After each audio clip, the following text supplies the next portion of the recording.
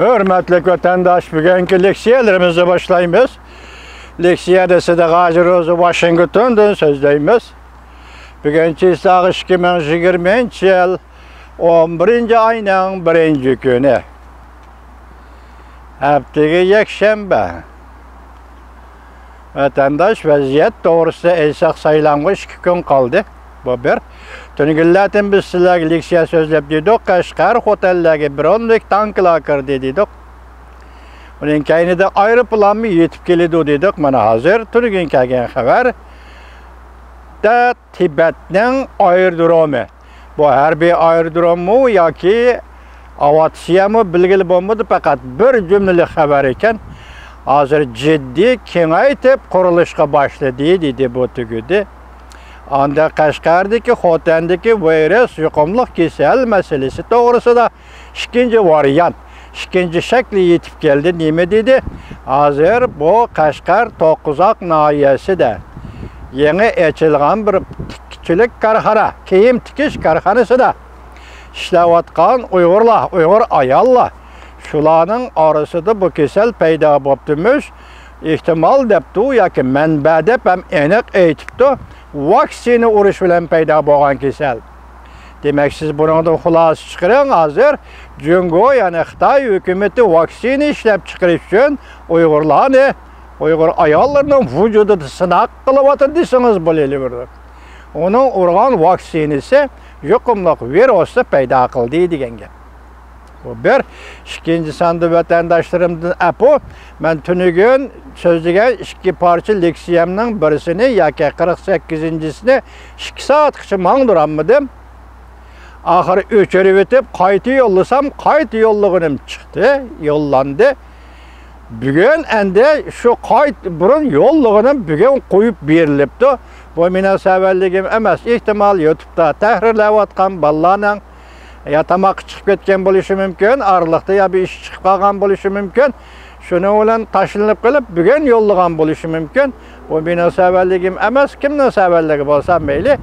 Kechiringlar. Apol so'raymiz vatandoshlar sizlardan. Endi sizlarga so'zlaydigan leksiya so'zlashdan burun izohat shukanki, yaqindan beri Amerika Qo'shma Shtatlarining yuqori darajalik amaldorlari Jungo to'g'risida, Jungo Kompartiyasi to'g'risida yana nutq so'zlashga boshladi. Dastlabda Amerika Qo'shma Shtatlari Aqsaray maslahatchiligida muavin maslahatchi Pottinger nutq so'zladi Xitoy tilida. Uni sizlarga yetkazamadik. Ana bugunlardan endi Amerika Qo'shma Shtatlar Davlat Mahkamasi Osiyo Tinch okean ishlari bo'yicha yordamchi davlat ishlar kotibi David Stilwell Jungo to'g'risida nutq so'zladi. Bugun sizlarga shu nutqning to'liq tekstini anglitamiz, hurmatli vatandoshlar. Bu siz taqozo bo'layotgan vaziyatga munosabatlik. Siz biz taqozo bo'layotgan Amerika Jungo munosabati nega boradi degan savolga javob. Shuna endi leksiyani boshlaymiz vatandoshlarım. Mavzu mundaq.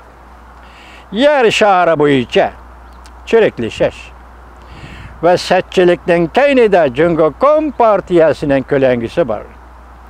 Amerika Qo'shma Shtatlarining yordamchi davlat ishlar kotibi Jungo Kompartiyasining chet ellardagi faoliyatlari sirliq, majburlash, chiriklashtirishga foydalidir deb ko'rsatdi mavzuli xabar.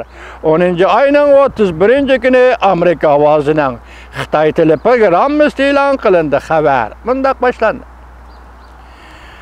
Washington, Amerika Qo'shma Shtatlari Aqsaray muavin davlat bexatarligining muavin maslahatchisi Pottinger oshkora nutq so'zlab demokratik davlatlarning Jungoning birlik sap xizmati bilan singib kirishidan ogohlantirgandan keyin Amerika hukumatining yana bir nafar yuqori darajalik amaldori Jungo Kompartiyasining butun yer sharida sirliq va majburlash va chiriklashtirish bilan ta'sir ko'rsatish faoliyatlaridan ogohlantirdi. Hamda do'stlar va Amerika bilan hamkorlashish davlatlarning bundaq yomon ta'sir ko'rsatishiga taqobil turishiga chaqiriq qildi.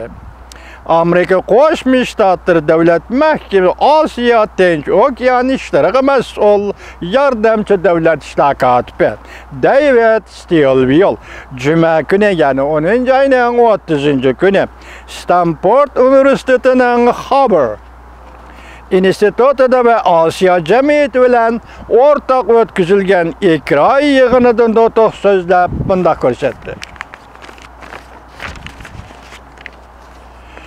Jungo Kompartiyasining erkin jamiyatning erkin va echivitilgan jamiyatligidan foydalanib, sirliq, majburlash va chiriklashtirish orqali yomon ta'sir ko'rsatish faoliyatlarini hamda erkin jamiyatning bu xiristlarga qanday taqobil turishi to'g'risida tafsiliyat to'xtalib o'tdi.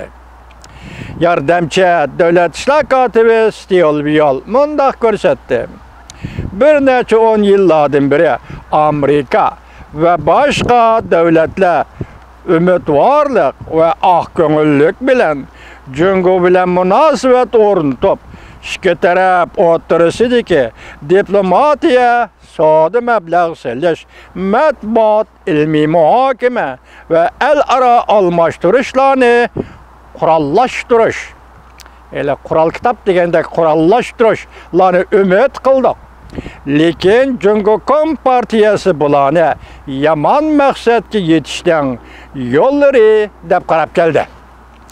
David Stilwell bunday ko'rsatdi. Jungo Kompartiyasi biz bilan demokratik siyosat prinsiplarimizni rad qilib